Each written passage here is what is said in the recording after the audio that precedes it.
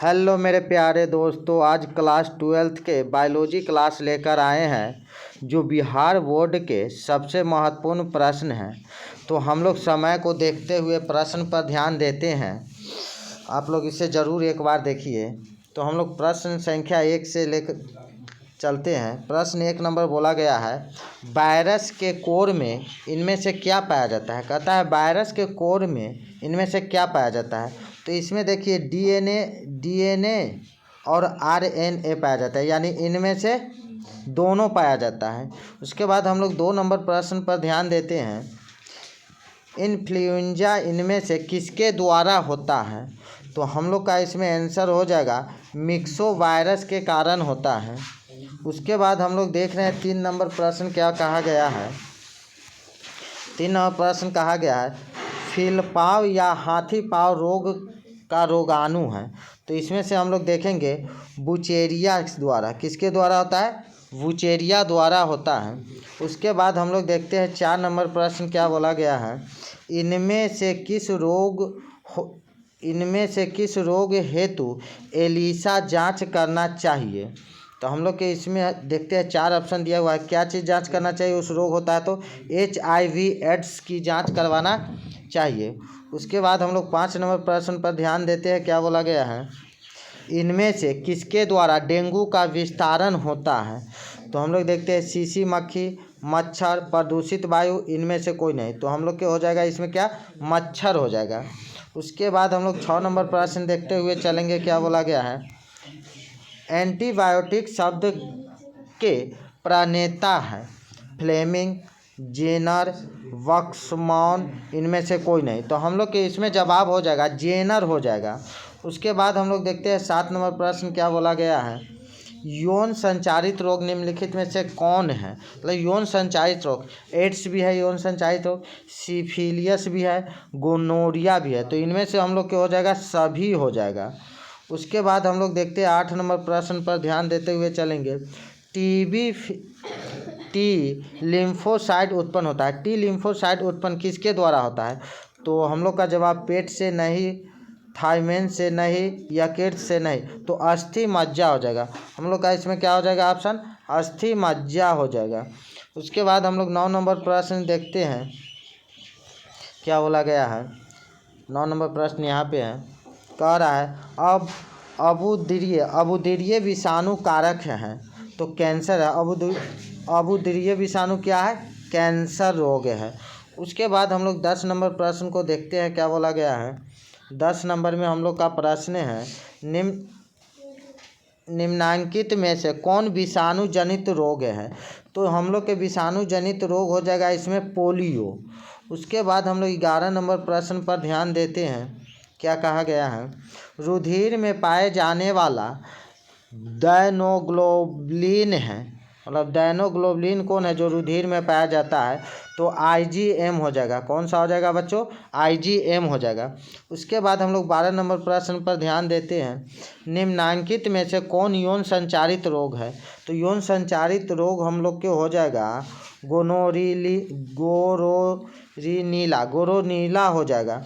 उसके बाद हम लोग देखते हैं 13 नंबर प्रश्न क्या बोला गया है। 13 नंबर में है, टीकाकरण एक व्यक्ति को रोग से बचाता है क्योंकि यह तो हम लोग का ऑप्शन हो जाएगा प्रतिरक्षी पदार्थ उत्पन्न करता है। उसके बाद हम लोग 14 नंबर प्रश्न को देखते हैं, क्या बोला गया है, LSD प्राप्त होता है। तो कवक द्वारा LSD प्राप्त होता है हम लोग के। उसके बाद हम लोग देखते हैं 15 नंबर, PCR से जांच होती है। तब PCR से जांच होता है, HIV का जांच होता है। उसके बाद 16 नंबर प्रश्न हम लोग देखते हैं, कहा है कितना आसान प्रश्न है, विश्व एड्स दिवस कब होता है और विश्व एड्स दिवस कब मनाया जाता है। तो 1 दिसंबर को विश्व एड्स दिवस मनाया जाता है। उसके बाद 17 नंबर प्रश्न हम लोग देखते हैं, AIDS का कारक क्या है। पूछ दिया AIDS का कारक क्या है, तो HIV वायरस होता है।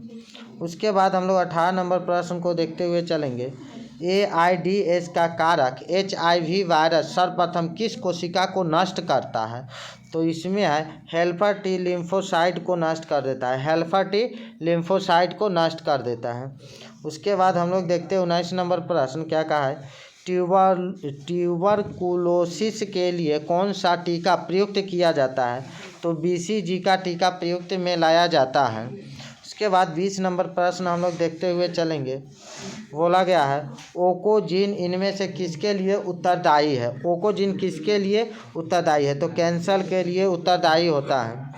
उसके बाद हम लोग 21 नंबर प्रश्न देखते हैं, बुचेरिया बैंक्रोफटी आदमी में फाइलेरिया रोग पैदा करता है, यह किस समूह का है? तो हम लोग क्या हो जाएगा इसमें हम लोग का आंसर हो जाएगा हेल्मिस द्वारा उत्पन्न होता है। उसके बाद हम लोग देखेंगे 22 नंबर प्रश्न, डिपल एंटीजेन टीका का उपयोग नहीं होता है, तो डिप्थेरिया के लिए नहीं किया जाता है। उसके बाद 23 नंबर प्रश्न हम लोग देखते हैं, HIV निम्न में से किस कोशिका पर आक्रमण करता है? तो HIV किस पर करता है? T हेल्पर कोशिका पर। क्या है? डी नंबर, T हेल्पर कोशिका पर निर्भर करता है। आप लोग सिर्फ आंसर देखिए, है ना। उसके बाद हम लोग प्रश्न देखते हैं 24 नंबर प्रश्न, ऐसे पदार्थ जिनके प्रतिरक्षा अनुक्रिया होती है उसे क्या कहते हैं? तो एलर्जन कहते हैं। क्या कहते हैं? एलर्जन कहते हैं। उसके बाद हम लोग 25 नंबर प्रश्न को देखते हुए चलेंगे, एलर्जी में बनने वाली प्रतिरक्षियाँ है, तो IgE प्रकार की प्रतिरक्षियाँ होती है। उसके बाद 26 नंबर प्रश्न हम लोग देखते हैं, एलर्जी के कारण निकलने वाले रसायन हैं, तो एलर्जी के कारण निकलने वाले रसायन हो जाएगा हिस्टामिन और सीरोटोनिन हो जाएगा, यानी AB दोनों हो जाएगा इसमें से। सर 27 नंबर प्रश्न को हम लोग देखते चलेंगे, क्या कहा गया है, निम्न में से कौन जीवाणु से होने वाले बीमारी नहीं है? तो इसमें से कौन सा नहीं होगा? तो इन्फ्लुएंजा नहीं होगा, इन्फ्लुएंजा नहीं होगा। उसके बाद 28 नंबर प्रश्न हम लोग देखते हैं, एलिफेंटिसी का कारक है, एलिफेंटिसी का कारक है, तो वुचेरिया है। कौन हो जाएगा? वुचेरिया हो जाएगा।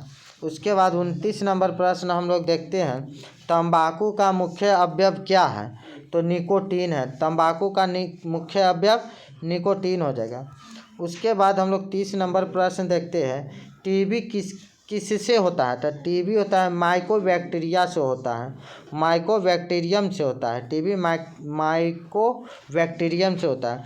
उसके बाद हम लोग 30 नंबर प्रश्न को देखते हैं, क्या बोला गया है, वायरस जनित रोग क्या है? तो वायरस जनित रोग हो जाएगा इन्फ्लुएंजा हो जाएगा।